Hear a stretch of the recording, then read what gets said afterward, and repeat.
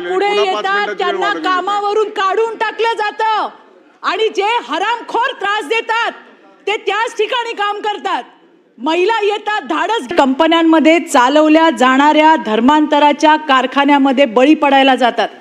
आपण बघितलं महत्वाचा आणि त्याचबरोबरीने अस्वस्थ करणारा असा प्रश्न मांडायला मी आज सभागृहात उभी आहे. सभापती महोदय, कामावर जाणाऱ्या नोकरी करणाऱ्या करोडो महिलांचा प्रश्न, त्यांचा आवाज बनून आज या ठिकाणी हा प्रश्न मांडायला सुरुवात करतेय. प्रश्नाचं उत्तर आलेलं आहे आणि त्याबद्दल मी राज्याचे सन्माननीय मुख्यमंत्री यांचं अभिनंदन करेन की या मानसिक छळ, जबरदस्तीने धर्मांतरण करायला लावणाऱ्या घटनेमध्ये ची पाळंमुळं खणून काढली, SIT स्थापित केली, लपलेल्यांना बिळातून बाहेर काढलं, त्यांना पाठीशी घालणाऱ्यांना सुद्धा त्यांनी सोडलं नाही.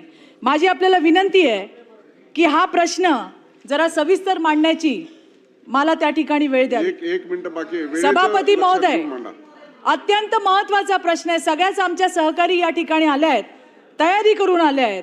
सभापती महोदय, आपल्या महाराष्ट्रातल्या लेकीबाळी उच्च शिक्षण घेतात, चांगल्या ठिकाणी नोकरी करतात, स्वतःच्या गुणवत्तेवरती त्या जातात. आता प्रश्न असा पडतोय की या अशा मोठ्या कंपन्यांमध्ये आपल्या मुली नोकरी करायला जातात की या बहुराष्ट्रीय कंपन्यांमध्ये चालवल्या जाणाऱ्या धर्मांतराच्या कारखान्यामध्ये बळी पडायला जातात. आपण बघितलं की आजपर्यंत गरिबीचा, अज्ञानाचा, पैशाचा आमिष दाखवून धर्मांतर करण्याचे बरेच प्रकार आपण घडताना बघतोय. पण आता थेट कॉर्पोरेट क्षेत्रामध्ये, एअर कंडिशन ऑफिसमध्ये त्या ठिकाणी सुशिक्षित हिंदू मुलींना टार्गेट केलं जाते. आज तर आपल्या पुढे, सभापती महोदय, आज तर आपल्या पुढे दोनच केस आलेत. एक आली आहे TCS ची, जी नाशिक मधली आहे, आणि त्याबरोबरीने विप्रो कंपनीची, जी पुण्यामधली आहे. धर्म बदला नाही तर करिअर संपवून टाकू, धर्म बदला नाही तर तुमचा अप्रेझल आम्ही रोखून धरू, नोकरीवरून काढून टाकू, अशा धमक्या देत या मुलींचं मानसिक आणि लैंगिक शोषण केलं जात आहे. सभापती महोदय, विशेष म्हणजे पॉज सारखा महत्वाचा कायदा. प्रश्न विचारले तर 5 मिनिटांसाठी वाढवत आहे. सभापती महोदय, थोडंसं विस्तृत बोलणं गरजेचं आहे.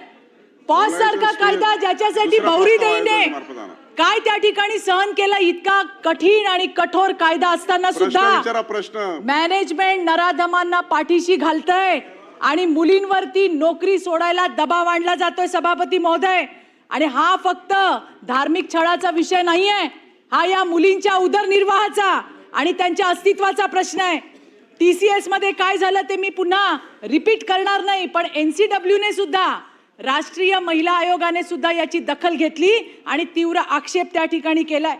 आज विप्रो मध्ये काय झालं, इस्लाम स्वीकारा. प्रश्न विचारा चित्राताई, प्रश्न आणि उत्तर हवंय ना आपल्याला. सभापती महोदय, मला हेच सांगायचंय, नाशिकच्या केसमध्ये मुख्यमंत्र्यांनी त्याची पाळंमुळं खडून काढली.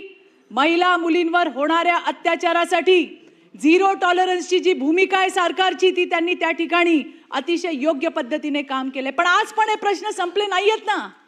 आज सुद्धा तुम्ही बघा की महिलांनाच टार्गेट केलं जातंय.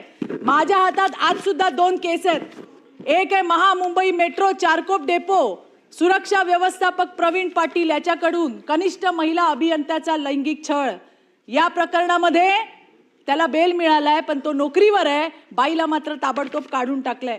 हा दुसरा माझ्याकडे विषय, विमा संचालनालयाच्या कनिष्ठ तांत्रिक अधिकारी यांचा मानसिक शारीरिक छळ केलाय.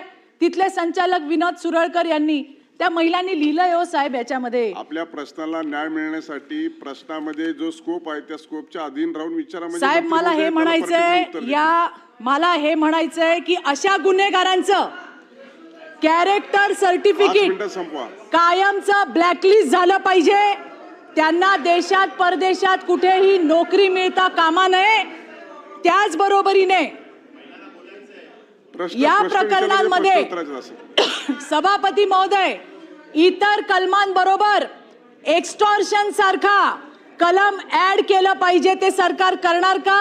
कारण एक्स्टॉर्शन मध्ये हक्क हिरावणं ही त्याची व्याख्या आहे.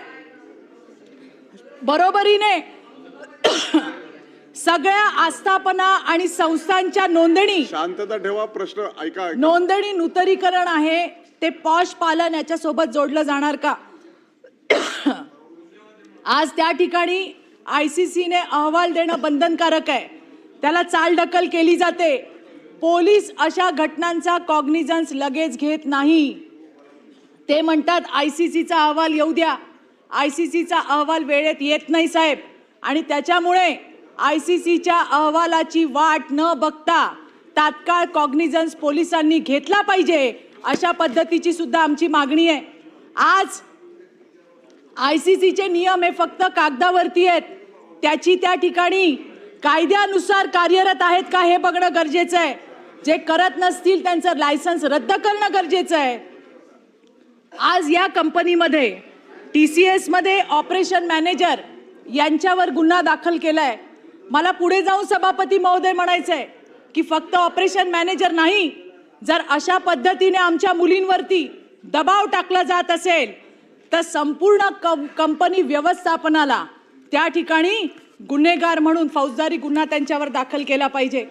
त्याचबरोबरीने ज्या ठिकाणी 10 पेक्षा कमी कर्मचारी आहेत, स्टार्टअप, त्या ठिकाणी LCC लोकल कंप्लेंट कमिटी जी महिला बालकल्याणच्या अंतर्गत आहे. आज कित्येक लोकांना माहिती नाही, महिलांना माहिती नाही की अशी LCC कमिटी आहे. त्याची सुद्धा जनजागृती व्हायला पाहिजे. तिथे येणाऱ्या तक्रारींचा निपटारा 30 दिवसाच्या आत व्हायला पाहिजे. कोणी ऐकलं नाही ऐकलं तरी सभापती ऐकतायत, मुख्यमंत्री ऐकतायत. कॉर्पोरेट IT सेक्टर क्षेत्रातील मुलींसाठी स्वतंत्र गोपनीय सभापती महोदय ऑनलाईन पोर्टल 24/7 ची हेल्पलाईन त्या ठिकाणी सुरू करायला पाहिजे. आणि शेवटचं सांगते, अँटी टॉक्सिक वर्कप्लेस गाईडलाईन्स जारी करायला हव्या आणि त्याचं पालन होतं की नाही हे भरारी स्क्वॉडच्या माध्यमातून करायला हवं. सभापती महोदय, कायदे आहेत पण ते फक्त कागदावर राहत असतील आणि ज्या महिला पुढे येतात. प्रश्न क्रमांक 3 होण्यासाठी महत्वाचा विषय आहे, ज्या महिला पुढे येतात त्यांना कामावरून काढून टाकलं जातं आणि जे हरामखोर त्रास देतात ते त्याच ठिकाणी काम करतात. महिला येतात, धाडस घेऊन येतात आणि अशा वेळेला या ज्या 2 केसेस आहेत त्यांच्यावरती सुद्धा तात्काळ कारवाई अपेक्षित आहे. पोलिसांनी तात्काळ कॉग्निझन्स घेणं गरजेचं आहे. एका केसमध्ये पोलिसांशी हुज्जत घालावी लागली, त्यावेळेला FIR झालेला आहे. अशा घटना होऊ नये यासाठी सरकारने काळजी घेणं अपेक्षित आहे. एवढं मला सांगायचं आहे. धन्यवाद.